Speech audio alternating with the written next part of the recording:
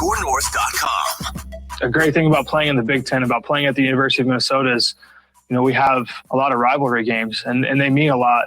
So the Little Brown Jug obviously means a lot to our program, and we would want nothing more than to have it here in Minneapolis. Again, having an opportunity to play a fantastic football team and to play for the Little Brown Jug in a very historic football game, is an elite opportunity for us that we cherish. Tanner Morgan using the word elite 9 times in a 25-second soundbite. He has been trained well by PJ Fleck. It's Mackey and Judd, and we're going to dive into our Gopher Football season preview episode here. But a quick word, the Vikings made a big trade today. They traded Yannick Ngakoue to the Baltimore Ravens for a 3rd-round pick and a conditional 5th-round pick in 2022.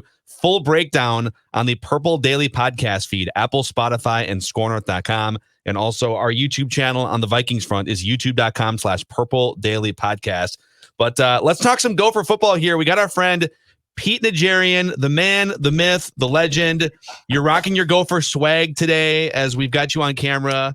And I think that it's such a weird year, Pete, in that we don't know what's going to happen with COVID. There's already been games in the SEC that have been postponed. And so we're all just sort of going week to week with this thing. But if this thing plays out and the Gophers can play their schedule and guys stay healthy, are you optimistic that they can build off last year? What are your thoughts? I am, just because of what they've got returning. You mentioned Tanner Morgan, obviously, and he understands the elite side of football for sure. So he's got it down. But, we returned most of our offense. When we look at the offensive line, they're back. I think they were one of the better offensive lines last year. They blocked extremely well. We had a great running game. I think our running backs are strong as well. So when you look at the combination, and Rashad Bateman coming back, and then we probably should use our tight end more this year. And that's something that I think when you look at that position, it's always the position that's never used enough. I think that's the biggest problem I see in the NFL with the Vikings and other teams. But I look at it at the college level as well, and I see great athletes out there that almost are wide receivers. They're almost linemen, but they're somewhere in between. We call them tight ends. And who can stop them? That's why Gronk is Gronk. That's why we've got all these great tight ends, I think, now in the NFL who were great in college. We've got a couple sitting at Minnesota right now that I think could easily be at the next level, and we should use them a little bit more. Defensively, that's where my concerns start to rise because we did lose so many players. Exactly. Hey, Pete, on Bateman, you've seen this team and program play for a long time and played here as well. Where does he rank among just flat-out players? So not just his position. Where does he rank among players that you've seen? Because I just think he is so special and so good. And we have not seen a ton of guys, certainly, like him here in this program in the last, let's say, 30 to 40 years. I totally agree with you. I think he's got to be somewhere in the top 5. It's really hard to rank people, especially at different positions and how great they are and what they've been able to accomplish. But when I look at this guy, from day one, he looked special. And the one thing that I'm so happy for with the Golden Gophers is when I look at that team and I watch them practice, or I go out to games, but practice even more importantly, I see athletes like I have never seen at the University of Minnesota before. So Rashad Bateman is elite even in the category of all these other guys that I think look like Big Ten and potentially NFL type players. I see their bodies. I see what they do. I see how hard they work. Rashad Bateman's on top of all of that. And I think from a receiver standpoint, I don't think it's even close. He's the best I've ever seen that I can remember at the university. We've had great ones. We really have. But I think with his size and with his speed and how he runs his routes, I think he very easily is a guy who could fit into the NFL. And I know that there are projections out there, first round potentially and all the rest of that. I don't see why that's not a possibility because I think he is a game-changing receiver. I believe I saw Mel Kiper has him as the 2nd best wide receiver and the 10th best overall player on the Mel Kiper big board, which is pretty amazing. That's pretty awesome. And Kiper's been around forever. I got all his books. I'm old school. When he used to put out these books that breaks down the draft, I got them all, man. I got them going back to like 1985 or something. those are worth a price, I'm sure, Pete Najarian. You should put those things out there. I bet you could get about $100 per book right now. What did he write about you in the 80s? I think he said, who's this white slow guy who's running Minnesota? No, he said future special teams ace, Pete Najarian. Great. That's exactly what I wanted to be, as a special teams ace. Pete, pardon me, I was born in 85, so I didn't get to see your actual playing career. You could be my father, but did you wear a neck roll? Did you wear an 80s classic neck roll? Man, I did the whole thing. I was Bosworth before Bosworth, but I was just on the wrong team, man. I had the neck roll, I had the hair hanging out, I had the whole deal, but I mean, it was, it was the era, and we wore the thigh pads that were way too big. We still, we had it all. I mean, it was terrible. The face masks were all screwed up. They were ridiculous looking, but I was from that era. Exactly. Shoulder pads, Pete. I saw a clip of Daryl Thompson in a game circa 90 or so, and I forgot the running backs used to wear those shoulder pads. My God, they look like dome stadiums on their shoulders. It's the great old school football is the greatest because there's so many archaic things now that bring you a great laugh when you go back and watch them. Oh, and I've got tapes. Mom and Dad, they were great. They'd video every game. My senior year, I might be wrong exactly on this number, but I think I'm right. I think we had 9 nationally televised games my senior year because Lou Holtz was there, and we had great games. We had one terrible game against, unfortunately, Michigan that we could talk about if we want to. But other than that, we had some great games that year, and many of them were nationally televised. I mean, it was almost on a regular basis. We'd see Brent Musburger walking in with Eric Parsegian. It was great. It was really, really fun to see all these, legendary sports broadcasters coming into our place to do our games. But it was partially because Lou was smart. Lou moved our games to night games, and there weren't as many night games back then, and it just sort of sucked in the media, right? And so we'd have kickoffs at 7:00 at night in the Metrodome, 7 home games every year, and we had a lot of them on national TV. And I think that national presence is something that's the biggest question here, is that was last year and all the national fanfare and game day coming to town, and game day is going to be here. Obviously fans aren't invited for this particular episode, but was last year a pop-up and something that we're going to just look back on and say, well, I remember that one year where the Gophers had a really good season and then PJ went to Notre Dame 2 years later? Or do you think this is the beginning of an actual new level of Gopher football that can sustain itself over the course of, let's say, 5 or 10 years, where they maybe have a chance to go to a college football playoff or something? That's a great question that I get a lot, particularly the one about PJ. Will he be here? Everybody's talking about the possibility of, hey, look, is Harbaugh going to stay at Michigan? He's only got a year left in his contract. Maybe he goes back to the NFL and all that sort of conversation. And then who's the logical person to go there? Well, PJ coached at Western Michigan. Why not PJ going back to the University of Michigan? The one thing that my pushback on that is we do have the history of football here at Minnesota. And I think watching what PJ's been able to do, and, he brings up the word culture and all these other things, but what he's done since he got here recruiting-wise, I don't know that there are that many. When he first got here, I'd say, if he goes to UCLA, I get it. Or if he goes to Tennessee, I get it. Now I don't get it. I don't know why he wouldn't want to stay here. We're paying him the money, so that's one of those. And eventually we'll probably lift that up to a much higher level. But he's able to recruit here. And I'll bet you he's even somewhat surprised at how well and how easy it is to sell the kids out of Georgia, out of South Carolina, out of Texas, out of different parts of the country. You look on our roster, we've got guys from everywhere. And I think a lot of that is a tribute to the ability of those guys, first, to find these athletes, but secondly, to suddenly get guys that are 3 and 4 and maybe even a 5-star athlete that would have gone to Alabama or Georgia, but we might even be able to out-recruit them to come here to Minnesota. And it's a great place to live, and they can sell the 40-year deal and all that stuff that you can sell about Minnesota. I'm not so sure some of those jobs that he would have maybe taken if he would have left after year one, I don't know that he would take those now, even if he was offered. Hey, Pete, I feel like that's changed too. I feel like for a long time it was, if one of these 12 schools called, the guy is gone, just for sure. He's gone. He's just going to leave. He's going to be bye-bye. I'm not saying that there aren't still some elite, upper echelon schools, but I feel like it's smaller now, and that coaches now have the ability to stay in place and build. It used to be that you built to depart. Like, I built this, now I'm going to go to Michigan, and then I'm going to go to Bama. Do you agree that it feels like it's a different era now, where if you do start to build something special at a big school like here, that you're going to be much more inclined to stay than you would have, say, circa 1992?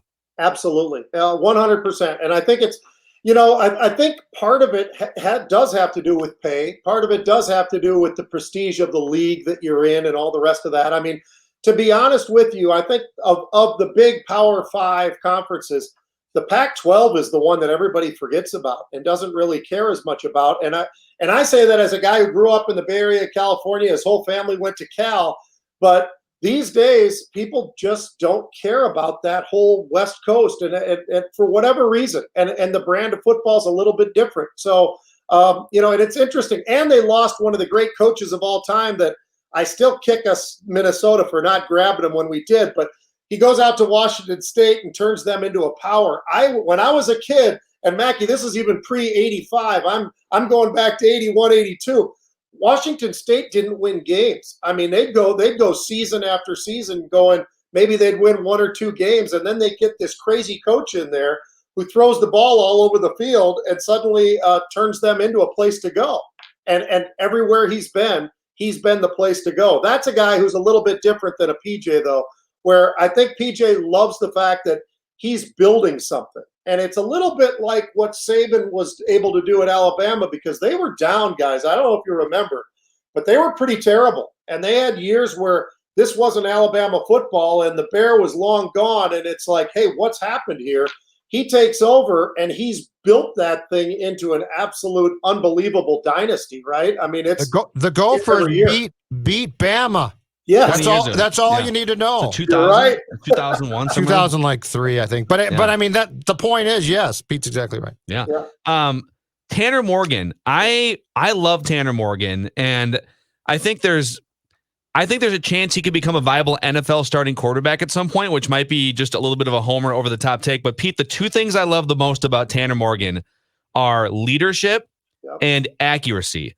And that intermediate accuracy on those slant routes. I think if you can be accurate between, 8 yards in the air and 20 yards in the air, especially with a guy like Rashad Bateman, just put it anywhere near his catch radius and he's going to make you look good. But the other thing that I love about him on the leadership front is in college, you see so many times in games where the clock is ticking down or there's a big moment or momentum is swinging against you. And you can see quarterbacks get nervous and turtle up and make a dumb play or stare at the sidelines and they, deer in the headlights.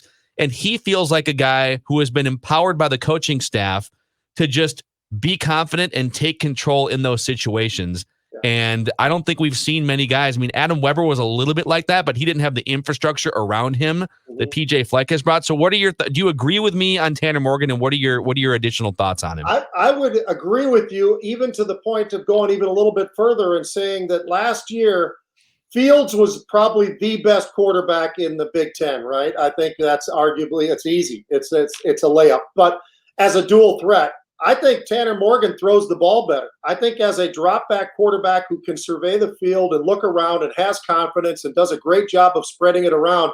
When you look at quarterbacks, what I like to see is a quarterback who he doesn't have just one favorite receiver, but he's got multiple, and he's willing to do that. And that's really the key to me of what makes a guy go from the college level to the NFL level and have more success. When he's not just going to the same guy every time on a go route and he gets a couple of touchdowns out of it every week, and suddenly he's a great quarterback. I want to see a guy who's going to dump it to the tight end. He's going to swing it out to the backs. He's going to throw all the different ladder levels of throwing. And he's got guys out there. I love the fact that we have our receiver back with Bateman. That's great. I think we've got other guys around him. We're going to miss Tyler Johnson, but I think Autumn Bell and some of these guys are going to step up and be great. And I think he's going to be a smart enough quarterback. Again, he only threw, to your point about being accurate, he threw 7 interceptions. I was doing a little bit breakdown for something else on the pro level, but I was looking at the Green Bay Packers, and I was looking at, where our new offensive coordinator came from at Utah State, and I'm looking at Jordan Love. This kid was an interception machine there. It's funny that it's another one of these deals where he goes to the combine, they fall in love with his athleticism and how big he is and what he can do and all this stuff. But I'll tell you what, accuracy, to your point, is what matters. And when these guys fling it around and they're just hoping the guys can catch it, when Tanner Morgan's throwing the ball and he does throw it up there and he gives those guys, the receivers, a chance to catch it, but he's throwing it to them. He's not just throwing it up in the air. So I think his accuracy really is there. And I'll tell you, I think if he does what we were talking about early on, throws the ball around to some of those big tight ends, it will open up the deep ball that much more and give him an opportunity. And as good as Michigan is supposedly on defense coming into this year, every year is going to be different. But they got a great D-line, but they're really young in a lot of spots. And I think that hopefully he can take advantage of that. Mm-hmm. What, in your mind, is the key to getting past Wisconsin, or at least equaling them, so year in, year out, you can trade punches and probably, best case, go back and forth with that West Division title? Yeah. I think it just has to, there's got to get to a point where we have a confidence level and we don't get away from our game plan. I think, with our offensive line, I think we always do have to not worry, but I think we do have to establish a running game and commit to it and force them to be able to say they can stop us. I mean, when you've got the guys that we've got on our offensive line, have you guys stood next to those guys? We look like, and this is a compliment to what they did recruiting-wise, but Wisconsin that's what we look like now is what they've always looked like. They get a bunch of 6'7", 330-pound guys up front that are massive, that are just going to maul you, and it's tough to find where the running backs even are as a linebacker. And I think we've pushed ourselves into a great position. I think they keep recruiting these mammoth guys, and I like what they're doing, but we've got to establish the running game, and we've got the running backs to do it. But when you get away from the game plan, and I see this happen with offensive and defensive coordinators all the time, they almost panic. Early in games, they start to get a little bit nervous. Hey, this isn't working. Sometimes you just got to keep on getting after it. And the one thing I would say, watching Wisconsin over the years, watching them beat us many times, unfortunately over at TCF or in the Dome, they stick with the game plan and try to run the ball down your throat. And I think, when you watch how they work and how they're patient about how they do it, that's what we have to be, is patient. It doesn't mean we can't throw the ball here and there, but you establish the running game, and eventually those linebackers got to get a little close to the line of scrimmage. Opens up for the tight ends going right up there 10 yards and doing a little button hook and getting the wide receivers to the outside. But you got to establish the running game. And I think that's something Wisconsin's done such a great job of, because those big guys up front just mauled us for years. Now we're in the same position to be able to do the same thing. Yep. Pete Najarian, hey, before we say goodbye and let you go for the day, I'm curious, what was the first time Sid Hartman ever figured out who you were? Do you remember the first time that you popped up on his radar? My sophomore year of high school, he came over to Minneapolis Central for a football practice, and he had his little tape recorder on his side, and he comes walking up to me and he goes, "Let me tell you something. You're not going to go to Cal like your brother Paul. You're going to go to the University of Minnesota. You're going to be a star. Listen to me right now." And I'm looking at him going, who is this guy? And our coach, Mr. Robinson, is looking at him going, "Hey, Sid, get out of here." 70 years threatening high school kids that they'd never work in this town again if they didn't become U of M players. I was one of them. Listen to Jared, you're never going to work here. Also, if Sid Hartman had a LinkedIn profile, it would be, 75 years as a sports journalist, general manager of the Lakers, and then also about 55 or 60 years as the recruiting director for Gophers football. So, and hockey evidently as well, and basketball. Yep. Basketball too. And by the way, Pete Najarian gave me a good question point. That brings me to 21 on the year, and Judd at 19. So, am I at 19? 21 to 19. Yeah, I thought I asked some real good questions, but I guess you did. That guy. I guess I couldn't get there. Couldn't get there with Pete Najarian. Not good Let me enough. tell you something, sir. You're never coming on the show again. Hey, the last thing I got to tell you guys, I missed you at the fair this year. I love the fair and walking by. And I know you do, guys. Man, I know Pat hated it and Joe hated it. I love it. And I miss seeing you guys out there. Well, hopefully you next too, year, dude. and even if hopefully next year, and if not, then at least the four of us can get a couple pronto pups and just go down there alone and hang out. I'm in. All right, Pete Najarian, Gophers legend. Thanks for hanging out with us. Thank you guys. Mackey and Judd with our Gopher football preview. And when we come back here in just a second, I've got 5 pressing, burning questions about the Gopher football team. Burning questions. Explosive questions. That's right. Sizzler.